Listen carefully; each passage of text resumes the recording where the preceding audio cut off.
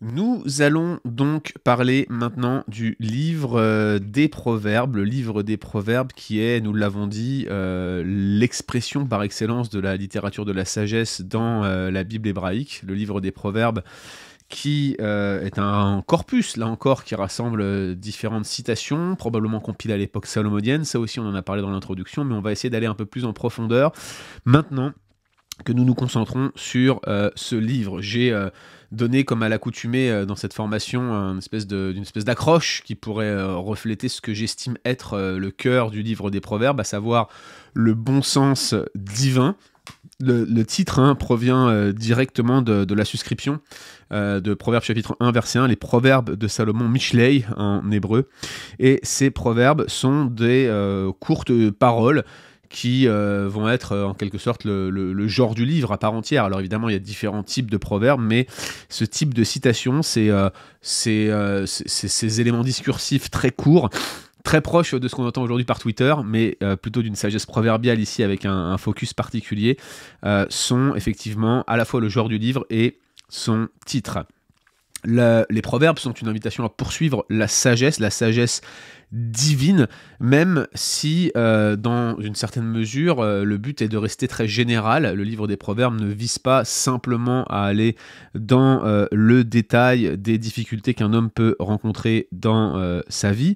Dans une certaine manière, sa proximité avec d'autres livres comme l'Ecclésiaste, comme les Psaumes, comme Job, et puis même comme l'Ancien Testament en général, et même la Bible en général, il y a l'idée de poursuivre la sainteté, poursuivre la ressemblance à Dieu. En cela, les proverbes sont exactement semblables au reste des Écritures, mais ce focus particulier sur le fait de bien vivre sa vie au milieu de diverses circonstances, de bien vivre sa vie sous le soleil, mais d'une manière qui prend en perspective la vie d'après, contrairement à ce que fait majoritairement l'Ecclésiaste, eh bien, cela nous donne des éléments pour pointer vers un accent spécifique et particulier sur ce que la Bible appelle la sagesse. Il n'y a pas d'autre livre autre que les Proverbes dans l'Ancien Testament et même dans la Bible entière qui puisse refléter ce focus particulier. Même l'Épître de Jacques, qui est réputé être en quelque sorte la sagesse de Dieu en marche, eh bien, ne fait que faire écho à cette littérature des Proverbes, mais ne reprend pas l'objectif principal, qui est évidemment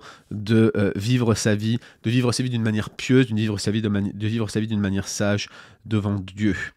La sagesse, l'instruction de sagesse en Israël était perçue comme un moyen de conduire les personnes, le peuple de Dieu, dans une relation plus privilégiée, dans une relation d'extase ou plutôt de révérence envers Dieu. Proverbe chapitre 1 verset 7 nous décrit bien ces réalités-là, et il y a l'idée vraiment de faire confiance à Dieu, de marcher dans la foi.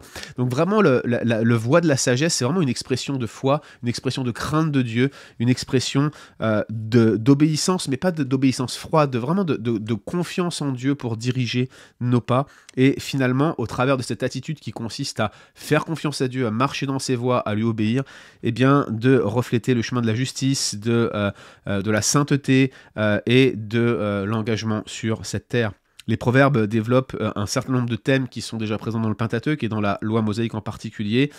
L'idée de la sagesse et de la folie, de la vie, de la mort, de la bénédiction, de la malédiction. Tous ces thèmes sont inhérents en fait à l'Ancien Testament. Le socle se trouve évidemment dans la littérature du Pentateuque, dans la littérature mosaïque, et puis on va construire sur ces fondements thématique pour bâtir des éléments de sagesse particuliers.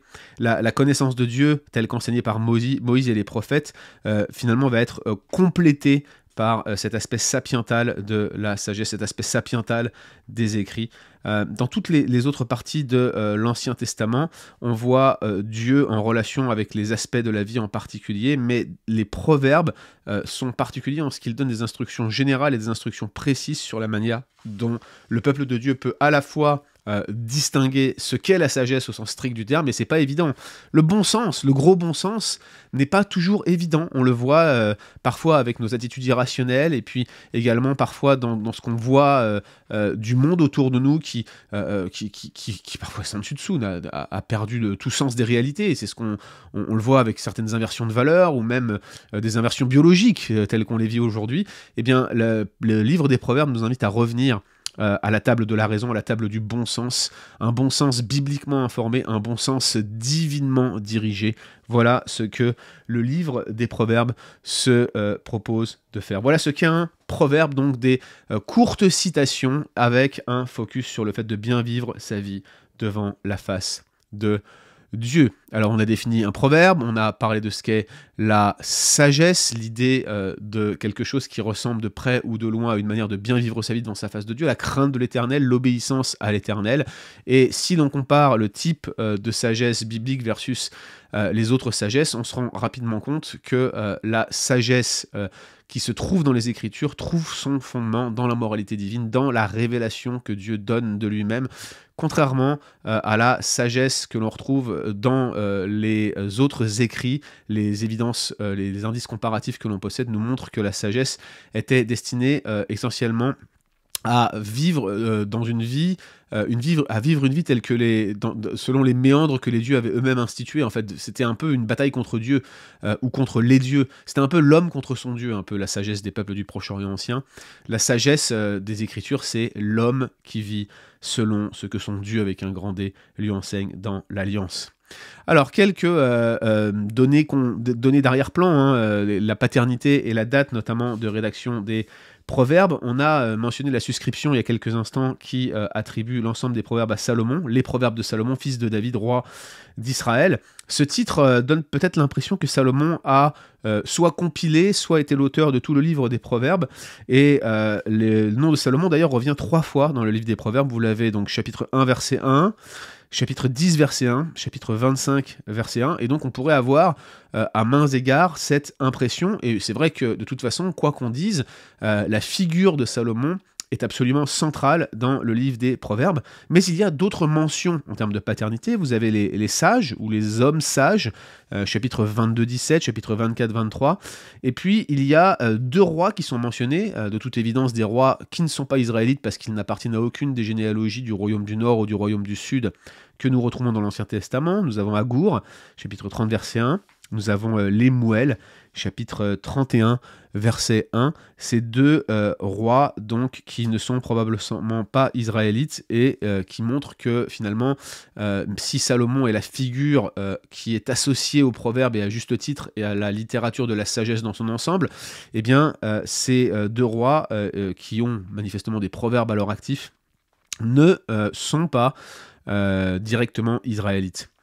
Salomon est en quelque sorte le représentant par excellence de la sagesse israélite.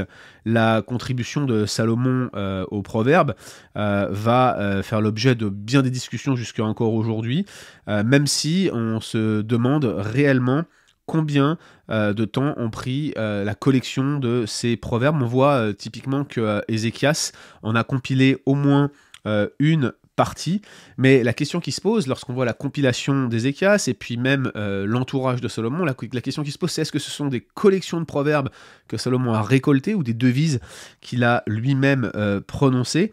Difficile de le savoir. Lorsqu'on regarde le lien entre chapitre 1 verset 1 et 10 verset 1, on a tendance à penser que Salomon est directement l'auteur d'une grande partie de ces textes, tandis que à partir du chapitre 25 verset 1, on pense peut-être qu'ici que les proverbes qui sont collectés et rajoutés ici ne seraient pas d'origine salomonielle. C'est possible, je pense, à mon humble avis, que Kenneth Kitchen a raison pour affirmer, sur la base d'évidences comparatives que je ne vais pas m'amuser à vous retracer ici, Kenneth Kitchen de l'Université de Liverpool, de dire que l'essentiel des 24 premiers chapitres des Proverbes, voire la totalité, seraient en fait des Proverbes de Salomon qui auraient été collectés à différentes époques, avant Ézéchias et puis ensuite sous Ézéchias. C'est très intéressant de mentionner Ézéchias dans les Proverbes, parce qu'Ézéchias est l'un des premiers rois mentionnés avec un scribe à ses côtés, et son petit-fils Josias est également un roi qui est mentionné avec un scribe à ses côtés, Shaphan en l'occurrence, ce qui dénote peut-être le développement des activités scribales à cette époque. Ça ne voulait pas dire qu'il n'y en avait pas avant, mais il y a peu d'évidence interne dans les Écritures. Donc Kitchen parle de presque la totalité des proverbes des chapitres 24, des 24 premiers chapitres qui appartiendra à Salomon. Il y a des opinions différentes. Tremper Longman, un évangélique, lui pense à un noyau salomonien, mais il pense qu'il y aurait d'autres collections qui auraient pu s'y attacher. et être intégré avec un processus rédactionnel plus étendu sur 2 siècles, et puis tout cela être connecté à la figure de Salomon dans son ensemble. Ce qui est clair, c'est que quand on regarde l'Ecclésiaste, quand on regarde les Proverbes, et même le livre de Job d'une certaine manière, on a tendance à penser qu'à un moment ou à un autre, Salomon a eu un rôle à jouer, au moins dans la popularisation du genre et du contenu de ces livres. Difficile de savoir qui connaissait quoi quand. Vous allez voir sur le livre de Job qu'il y a toute une discussion sur l'historicité du personnage de Job et sur la date de rédaction. Difficile de trancher. Sur les proverbes, c'est beaucoup plus simple, puisqu'on voit qu'il y a eu une rédaction sous Ézéchias, ça c'est sûr, il y a eu une collection de proverbes sous Ézéchias à minima. La question de la totalité ou de l'aspect partiel de la rédaction salomonienne est ouverte. Je reste assez convaincu que Kitchen a raison, hein, mais je ne mettrai pas ma main au feu. Et une fois de plus, comme je le dis à plusieurs reprises lorsqu'on parle de ces hypothèses, qui ne sont pas forcément critiques d'ailleurs, hein, je mentionne Kitchen ici et Tremper Longman. Je connais personnellement Kenneth Kitchen, je l'ai connu de son vivant. J'ai jamais rencontré Tremper Longman. Je pense personnellement que Longman est un petit peu plus à droite sur l'échiquier théologique que Kitchen, et pour autant, ça ne l'empêche pas d'avoir une opinion qui, pour le coup, cadrerait mieux avec un noyau salomonien.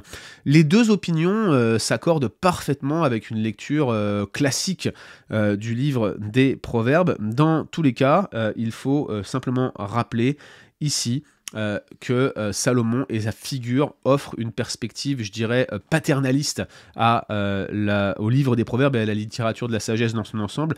Ce n'est donc pas un gros problème que de voir Salomon en étant le rédacteur, ou en tout cas celui qui a prononcé les Proverbes des 24 premiers chapitres, ou s'il a simplement été à l'origine d'un noyau particulier. Dans tous les cas, ce qu'il faut absolument noter, c'est qu'il y a une forme d'affection connectée au personnage de Salomon qui se reflète dans les proverbes pour la littérature de la sagesse. Certains veulent y voir une origine égyptienne. C'est difficile de l'affirmer avec beaucoup de force. Néanmoins, on notera que Salomon était connecté politiquement à l'Égypte, s'était marié avec la fille de Pharaon, un mariage certainement un mariage politique, et que le nombre de femmes qu'il avait pris l'avait connecté à toutes sortes de pays autour de lui et l'avait amené à l'idolâtrie. Néanmoins, il avait certainement été, dans son immense sagesse intellectuelle, influencé par les cultures de ces différents pays, et certains estiment que la sagesse biblique dériverait par exemple de la sagesse égyptienne. C'est une thèse récurrente de l'ancienne école, je dirais, des spécialistes de l'Ancien Testament. On va même parfois plus loin, on fait dériver des doctrines entières de l'époque salomonienne, comme par exemple la doctrine de la création, que Gerhard von Rad voyait découler directement de la sagesse égyptienne.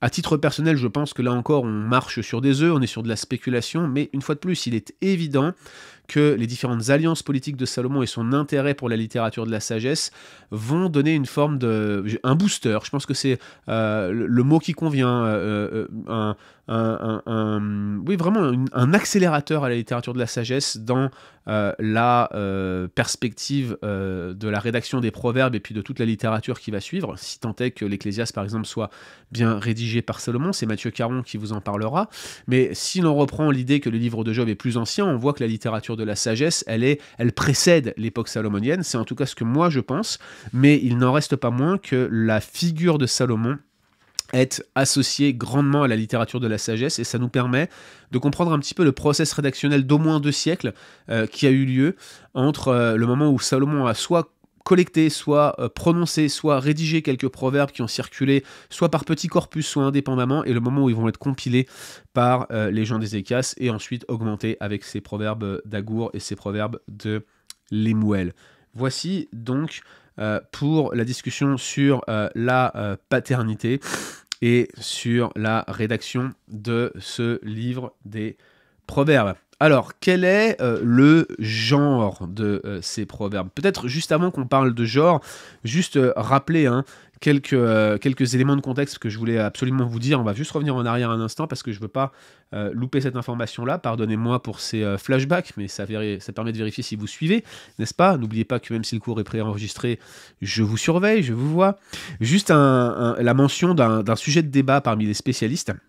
au sujet du contexte social dans lequel la littérature de la sagesse aurait pu émerger, en quelque sorte, l'origine de la littérature de la sagesse.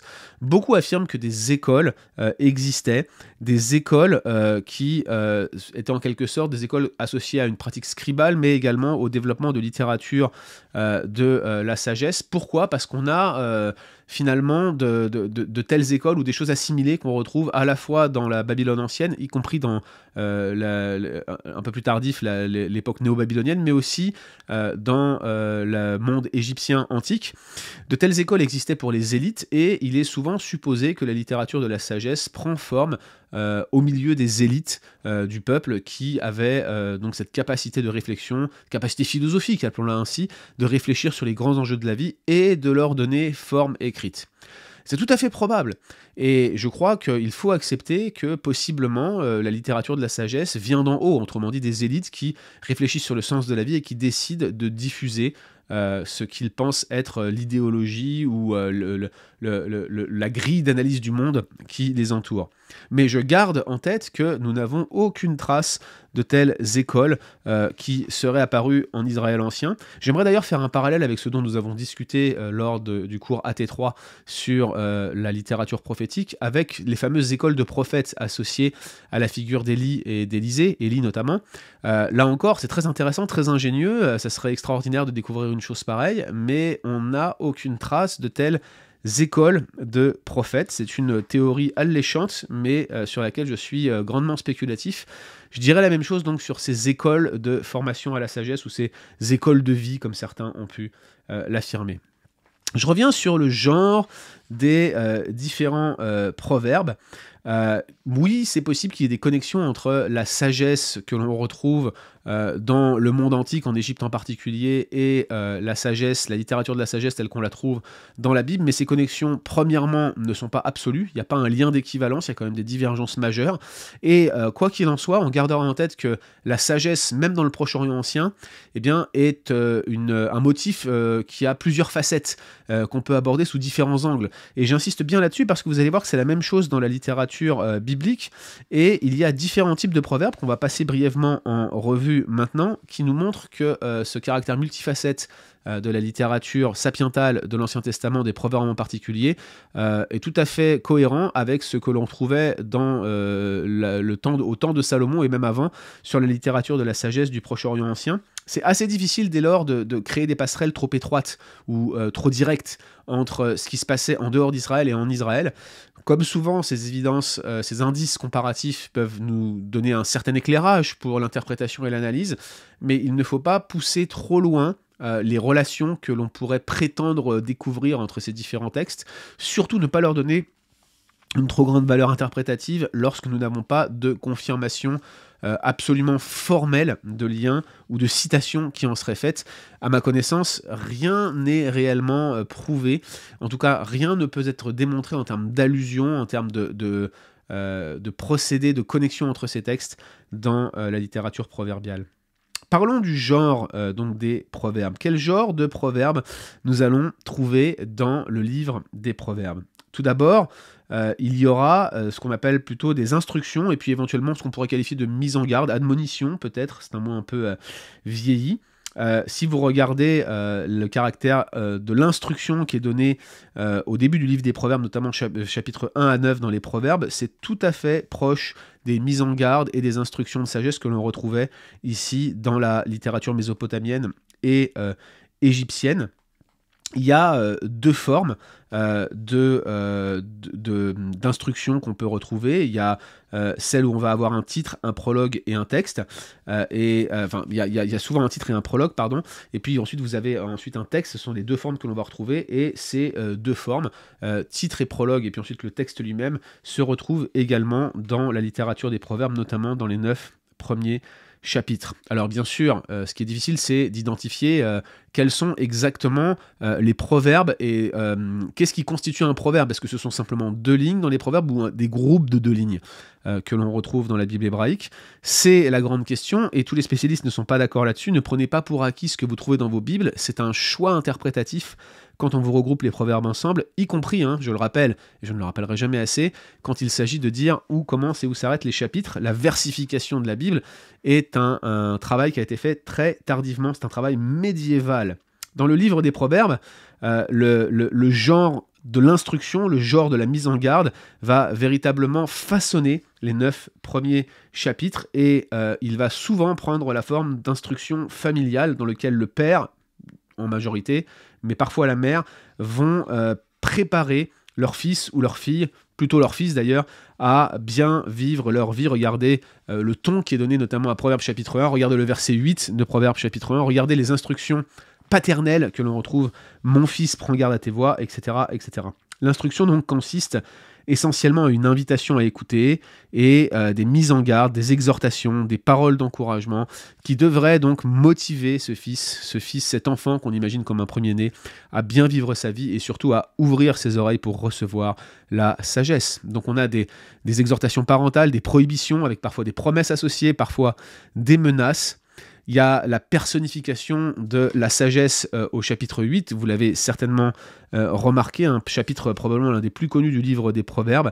Madame Sagesse, si je puis m'exprimer ainsi, la femme sagesse et ses instructions vont venir renforcer à la fin de ces 9 chapitres ces instructions parentales et en insistant sur la folie de ne pas écouter ce qu'elle a à dire, sa présence dès la création, chapitre 8, versets 1 à 36, et l'invitation à une forme de banquet qui ressemble fort à un banquet d'alliance dans la maison de la littérature de la sagesse, contraste incroyablement avec le caractère passager du plaisir que donne la folie. En Égypte, un roi, le chef de la maison royale, voulait toujours systématiquement laisser ses instructions de sagesse à son successeur dans le but que son fils puisse avoir du succès dans sa vie. C'est exactement la même chose que l'on voit ici, mais la tournure n'est pas forcément royale, elle est plutôt familiale. Oui, on a Salomon qui vient parler comme un père à ses enfants, mais c'est quelque chose que n'importe quel père israélite aurait pu s'approprier. Donc c'est le premier type de genre, des instructions ou des mises en garde. Ensuite, il y a ce qu'on pourrait appeler des locutions proverbiales, peut-être des réflexions de sagesse, des principes exprimés par le moyen de telles citations, des locutions proverbiales. C'est le genre de proverbes individuels que l'on retrouve notamment après le chapitre 9, des aphorismes, des citations, des citations ou des locutions de sagesse, souvent qui sont souvent appelées des mashals. Ce sont généralement des citations qui sont basées simplement sur 2 lignes. Souvent, ce type de proverbe va s'établir sur une comparaison entre le monde des humains et la nature, typiquement. L'observation est souvent un cliché de la réalité qui va mettre en exergue tel ou tel aspect du monde qui entoure le lecteur pour lui donner une instruction particulière au moyen de cette citation. Ça, c'est vraiment le style Twitter, vous savez, où là, on cherche à avoir une formule percutante, souvent sur 2 lignes parallèles, toujours sur 2 lignes parallèles, qui va venir faire mouche et amener le lecteur à réfléchir, souvent dans un but mnémotechnique, bien évidemment. L'idée est clairement ici d'instruire celui qui écoute. Alors parmi les proverbes, vous avez la balance fausse qui est une abomination à l'Éternel, mais vous voyez le contraste ici sur la ligne suivante, un poids juste est son plaisir. Autre exemple, quand l'orgueil vient, alors vient la disgrâce, mais celui qui est humble reçoit la sagesse. Donc vous voyez, ça là, ce genre de proverbe par contraste avec des mais, permet justement par opposition de montrer la voie que celui qui est appelé à la sagesse doit suivre, et puis en même temps, en donnant des courtes citations de ce type, cela donne un aspect mnémotechnique extrêmement fort à celui qui lit de tels proverbes. Les citations de ce type ont souvent une signification métaphorique parce qu'ils peuvent être utilisés dans bien des situations et au travers de la répétition. Vous avez beaucoup de proverbes qui semblent dire la même chose mais avec quelques variations, avec des images clés qui reviennent systématiquement. L'auteur appelle au discernement avec une imagination poétique. Autre type de proverbe en termes de genre que l'on peut retrouver, ce sont les citations qu'on pourrait baptiser des citations comparatives. Souvent, ce sont des citations qui utilisent des expressions comme meilleur que, vaut mieux que, la sagesse vaut mieux que l'or. Vous en avez un peu partout, hein, la sagesse vaut mieux que l'argent, vaut mieux que l'or, hein, je viens de le citer, chapitre 3, verset 13-14, chapitre 8, 10 et 11, chapitre 16, verset 16, chapitre 22, verset 1, celui qui marche humblement vaut mieux que celui qui se réfugie dans l'orgueil. Et donc, ces citations meilleures que, on les retrouve à la fois dans des textes d'origine salomonienne, mais on voit l'universalité de ce procédé, puisqu'on le retrouve aussi dans des textes qui sont manifestement non salomoniens.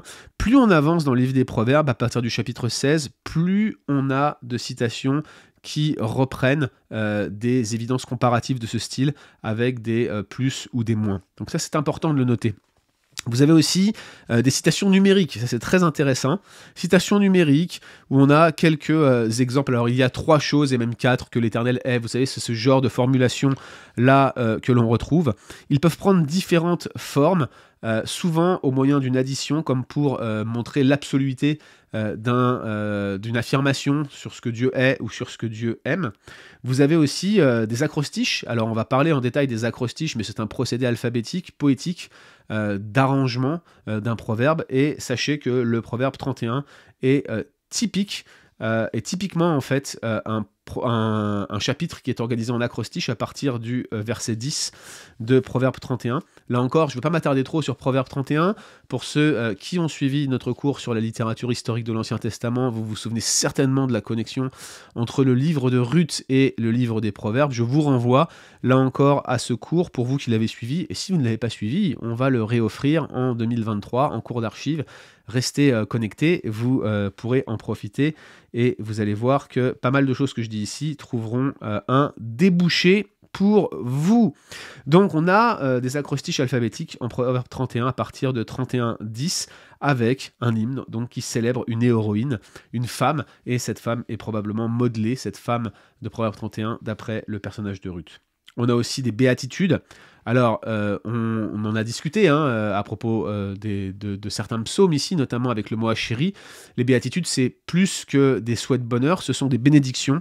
Moi, j'aime traduire cette expression achéri par bonheur-bénédiction. Bonheur/bénédiction, je pense que ça reflète globalement le sens de ce terme. Et on retrouve de telles béatitudes un peu partout. Regardez chapitre 3, verset 13, 3-18, 8-32, 14-21, 16-20, etc., etc., etc.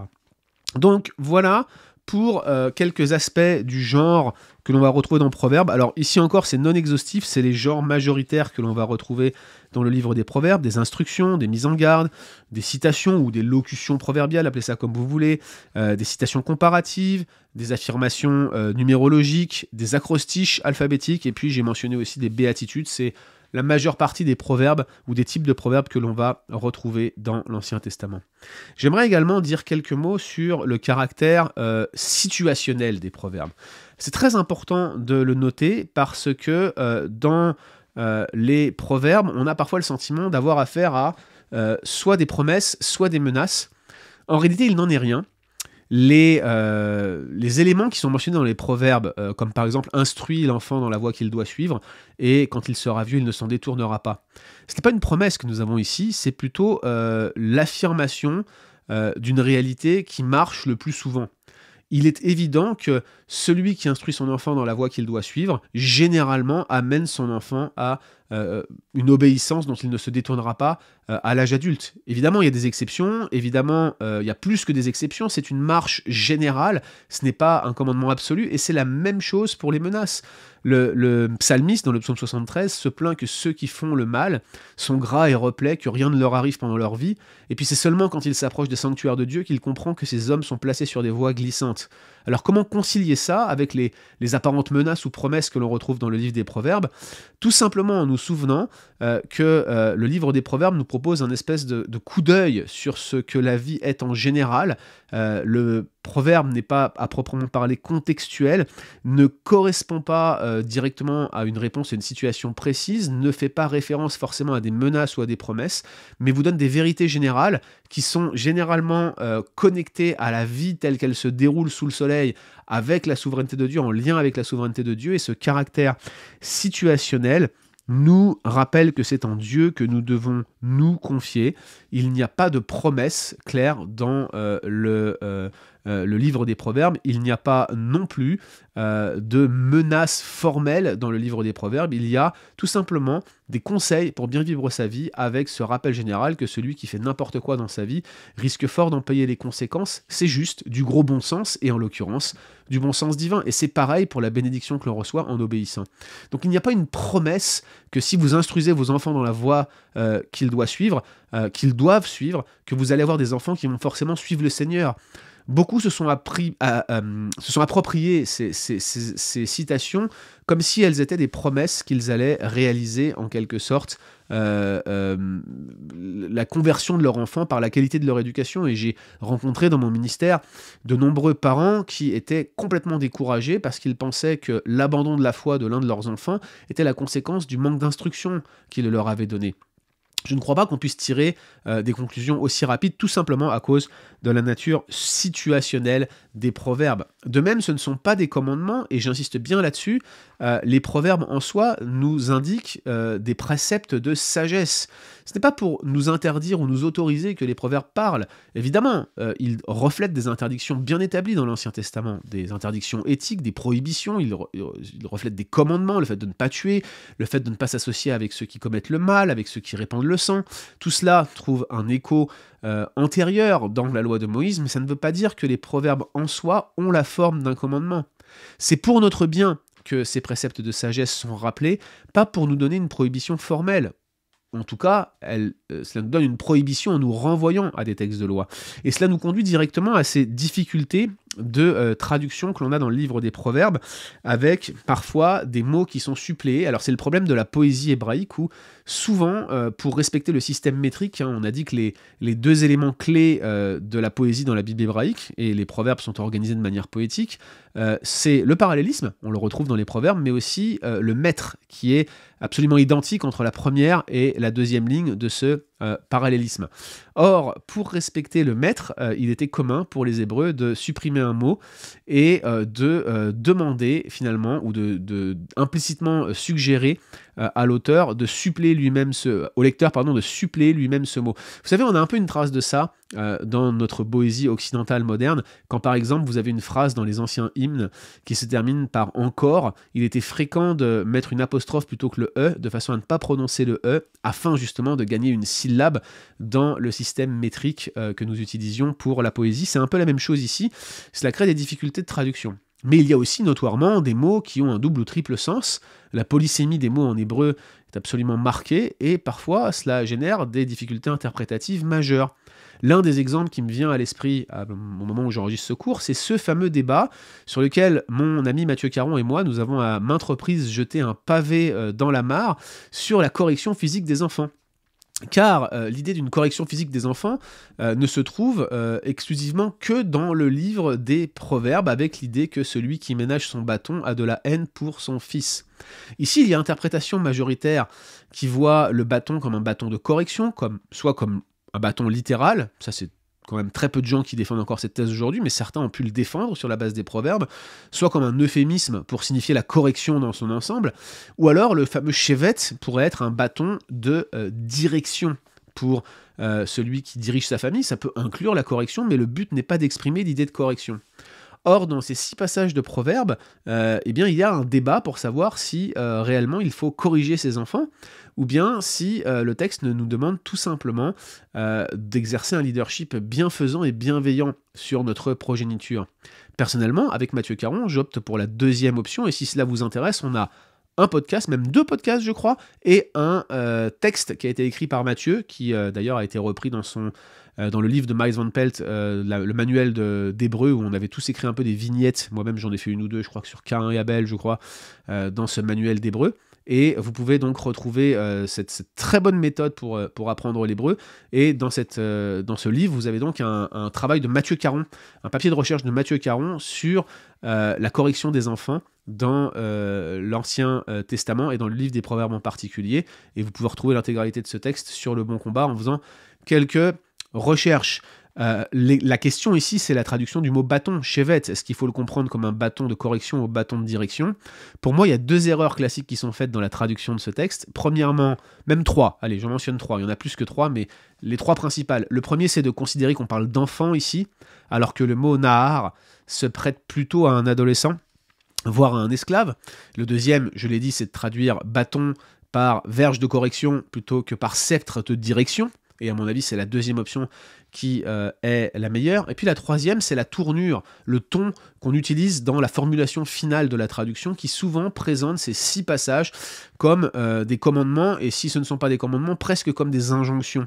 À mon humble avis, c'est une triple erreur qui nuit à la traduction de ce texte, mais évidemment, vous n'êtes pas obligé d'être d'accord avec moi. Regardez les arguments tels qu'ils sont exposés dans les articles que je vous ai mentionnés, et vous aurez une petite idée des difficultés de traduction que l'on retrouve dans le livre des Proverbes. Ok, quelques éléments de structure et de messages théologiques avant de conclure sur le livre des Proverbes. Alors la structure, elle est assez simple, hein. Vous avez un prologue, première partie, des chapitres 1 à 9, on l'a déjà mentionné. Puis vous avez les fameux Proverbes de Salomon, chapitres 10 à 22, Proverbes de Salomon proprement dit, même si je vous l'ai dit, je reste convaincu que les 9 premiers chapitres, jusqu'à la fin du chapitre 24, appartiennent, ou en tout cas ont été collectés par Salomon. Les sages ont des paroles du chapitre 22 à 24, et puis quelques paroles supplémentaires à la fin du chapitre 24, versets 23 à 34. Pour moi, toute cette première partie est d'origine salomonienne, même si, bien sûr, il y a débat.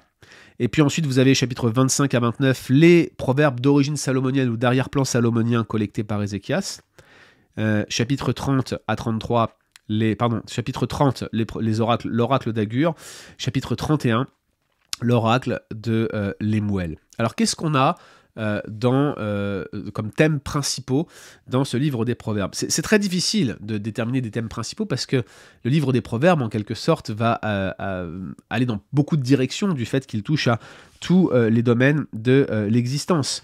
Il y a tout d'abord une triple dimension de la sagesse, comme le note Willem van Gemeren dans son traitement du livre des Proverbes.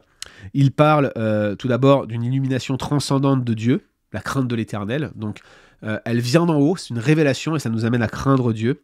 Il parle d'un deuxième aspect qui est le discernement et l'application de la sagesse de Dieu. Et puis il parle d'un troisième aspect qui est cette transformation interne dans la relation de Dieu avec les autres. Donc transcendant, la crainte de Dieu qui vient d'en haut et qui est répandue dans notre cœur. Puis deuxièmement, une œuvre de discernement pour voir ce qui correspond à cette sagesse de Dieu que Dieu nous donne. Puis troisièmement, une œuvre de transformation. Donc recevoir la crainte de Dieu et la cultiver. Deuxièmement, exercer du discernement. Troisièmement, accepter d'être transformé. Ce sont les 3 principaux thèmes que Van Gemeren note dans le livre des Proverbes. Cet aspect de la révélation, cette illumination transcendante, c'est cette crainte de Dieu. Cette crainte est une crainte respectueuse, celle qu'on donne à un officiel, à un roi, plus que de la terreur. On parle d'une crainte d'alliance. C'est plutôt une crainte respectueuse, une crainte où on ne veut pas que Dieu s'irrite contre nous. C'est pas de la terreur de Dieu, on est en relation avec lui, mais on sait qu'il a la capacité de nous corriger.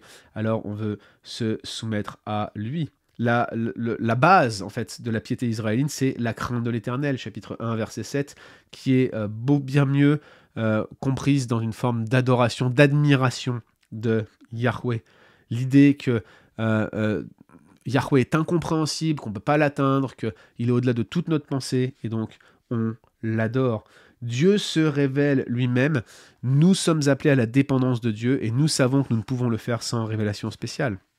Ensuite, il y a le discernement, le fait que la suscription du livre soit associée à la royauté divine montre et suggère bel et bien que être parmi les sages, c'est être parmi ceux qui exercent un discernement et qui exercent une forme de leadership dans leur vie, dans leur propre vie, sous leur propre conduite, discernement moral, discernement situationnel, discernement de principe, discernement de bon sens. Le sage est celui qui sait reconnaître ce qui est bon et ce qui correspond à ce que son Dieu lui donne.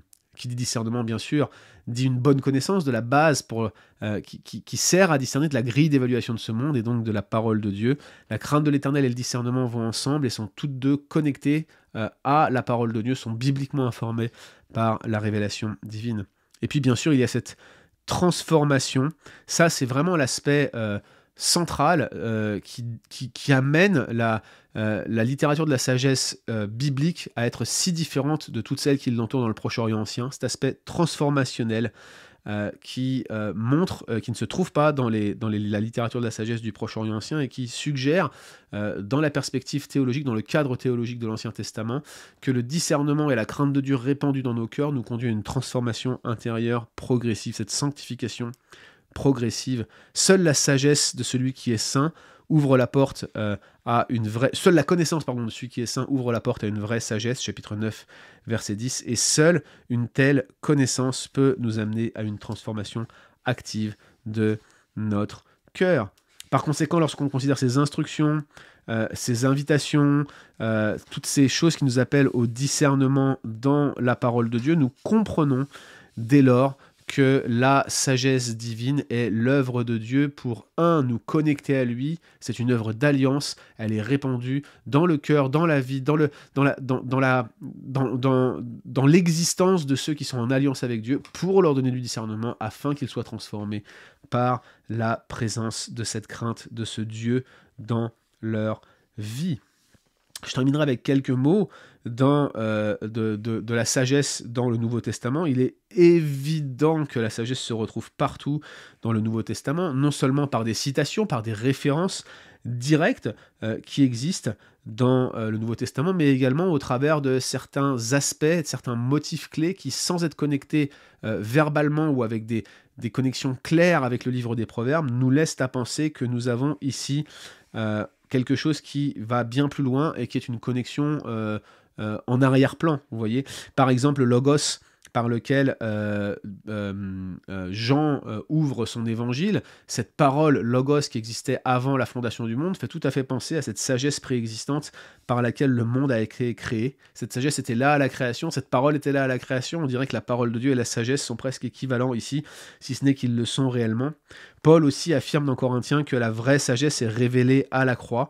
Christ et la puissance de Dieu et la sagesse de Dieu, dit-il 1 Corinthiens 1,24. On voit bien que Christ est la sagesse elle-même incarnée, parce que la folie de la croix, en tout cas ce que les hommes perçoivent comme étant une folie de la croix, révèle que la folie de Dieu est plus sage que les hommes, que la faiblesse de Dieu est plus forte que les hommes. Bref, la sagesse de Dieu, c'est la seule vraie sagesse qui vaille. La sagesse des hommes ne vaut rien. Ces proverbes donc nous rappellent que Jésus-Christ est la vraie sagesse incarnée et que cette sagesse de Dieu en marche nous appelle au discernement, nous appelle à la transformation intérieure, à la crainte de Dieu et à la soumission.